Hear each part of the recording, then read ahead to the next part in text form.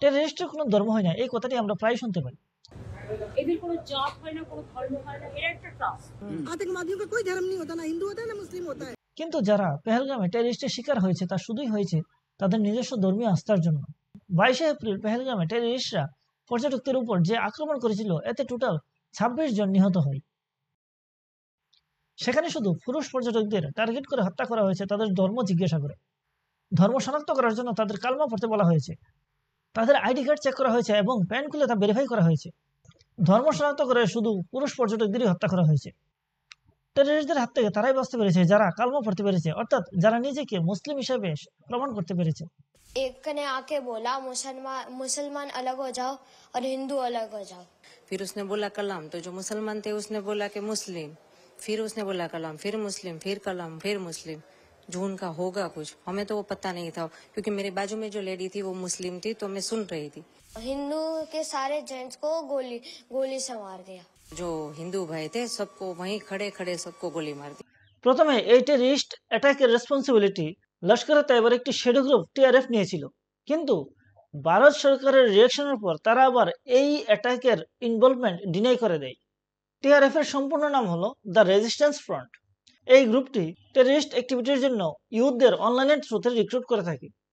এই টেররিস্ট অ্যাটাকে যে 26 জন নিহত হয় তাদের মধ্যে একজন ছিল লোকাল মুসলিম ট্যুরিস্ট গাইড, যে কিনা টেররিস্টের সাথে দস্তাদস্তিতে নিহত হয়। आदिल ने बोला इनको बेगुनाह क्यों मारते हो, आप इनके साथ क्यों ऐसा सलूक करते हो। ऐसे ही हमला किया आदिल ने उनके साथ, इसी झड़प में वो मारा गया। তাছাড়া এই টেররিস্ট অ্যাটাকের পর অনেক লোকাল মুসলিম পর্যটকদের রেস্কিউ করতে এগিয়ে আসে।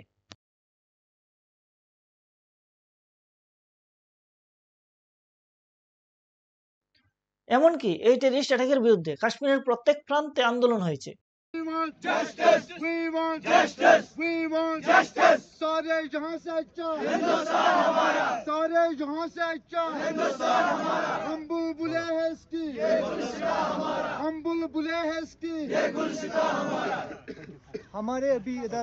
কিন্তু একটা জিনিস ভাবার বিষয় হলো, পাকিস্তান থেকে পেহেলগামের দূরত্ব 150 থেকে 200 কিলোমিটার। লোকাল কারো সাহায্য ছাড়া এত বড় একটি ডিস্টেন্স পাড়ি দিয়ে এসে এত বড় ভয়ঙ্কর টেররিস্ট অ্যাক্টিভিটি ঘটানো কি করে সম্ভব? জম্মু অ্যান্ড কাশ্মীর পুলিশ যে 4 জন টেররিস্টকে আইডেন্টিফাই করছে তাদের মধ্যে 2 জন হলো পাকিস্তানি রেসিডেন্ট এবং বাকি 2 জনের একজন হলো কাশ্মীরের অনন্তনাগ ডিস্ট্রিক্টের এবং অন্যজন হলো কাশ্মীরের পুলওয়ামা ডিস্ট্রিক্টের। আমাদের দেশের অনেক বড় বড় ইনফ্লুয়েন্সার এই টেররিস্ট অ্যাটাকের পর একটি কথা জোর দিয়ে বলে যে পাকিস্তান এই টেররিস্ট অ্যাটাকটি করেছে যাতে করে ভারতের মধ্যে হিন্দু মুসলিমের একটি সংঘর্ষ ঘটাতে পারে। পাকিস্তান এই টেররিস্ট অ্যাটাকটি করেছে এতে কোনো সন্দেহ নেই, এবং এই অ্যাটাকের পিছনে পাকিস্তানের ইন্টেনশন কি তাও সবার জানা আছে। এই অ্যাটাকের জাস্ট কিছুদিন আগে পাকিস্তানের সেনাপ্রধান আসিম মনির হিন্দুদের সম্পর্কে যা বলেছিল, Our forefathers they thought that we are different from the Hindus in every possible aspect of life. Our religion is different, our customs are different, our traditions are different, our thoughts are different, our ambitions are different. That was the foundation of the two nation theory that was laid there, that we are two nations, we are not one nation. So because of that our forefathers they struggled, mounted that incessant struggle to create this country. এ থেকে বোঝা যায় যে তারা হিন্দুদের সম্পর্কে কি চিন্তা করে। এখন কোশ্চেন হলো যে আসিফ মনিরের এই কথার সাথে কাশ্মীরের সাধারণ মুসলমানরা কি দ্বিমত পোষণ করে? তারা কি হিন্দুদের থেকে নিজেদের আলাদা মনে করে না? হতে পারে যে কাশ্মীরের বেশিরভাগ মুসলমানরা তারা হিন্দুদের থেকে নিজেদের আলাদা মনে করে না, কিন্তু এমনও মানুষ আছে যারা মনে করে যে তারা হিন্দুদের থেকে আলাদা এবং হিন্দুদের মন্দির ধ্বংস করা তাদের কর্তব্য। और अगर मान लीजिए कोई आपके गांव में कोई मंदिर बनाए तो फिर हमारे मिसाल हमारे यहाँ आंगन में जमीन में वो ठीक नहीं है, हम उसको जलाएंगे और क्या करेंगे, मंदिर को जलाएंगे और क्या करेंगे। এমনকি ভারতের অন্যান্য প্রান্তের বেশিরভাগ মুসলমানরা তারা হিন্দুদের থেকে নিজেদের আলাদাই মনে করে। তা না হলে মুর্শিদাবাদের মতো ঘটনা হতো না, হিন্দুদের সেখানে হত্যা করা হতো না, হিন্দুদের নিজের বাড়ি ছেড়ে পালিয়ে যেতে হতো না, কিংবা 1992 সালে কাশ্মীরে হিন্দুদের যে জেনোসাইড হয়েছিল তাও ঠিক একই কারণে হয়েছিল, কারণ হিন্দুরা মুসলিমদের থেকে আলাদা। যারা মনে করে যে এটি 1992 সালের কথা, বর্তমান সময়ে এসে কাশ্মীরি মুসলিমরা তারা হিন্দুদের থেকে নিজেদের আলাদা মনে করে না। যদি তাই হতো তাহলে বর্তমান সময়ে এসে কেন কাশ্মীরি হিন্দুরা নিজেদের মাতৃভূমিতে প্রত্যাবর্তন হতে পারেনি? যারা এই কথা মনে করে যে অশিক্ষিত মুসলিমরাই শুধু হিন্দুদের থেকে নিজেদের আলাদা মনে করে, কিংবা শুধু পাকিস্তানের মুসলমানরা তাদের ট্রু নেশন থিওরিকে জাস্টিফাই করার জন্য এই ধরনের বক্তব্য দিয়ে থাকে, তাদের ওনার বক্তব্য শোনা উচিত, যিনি হলেন কলকাতার বর্তমান মেয়র।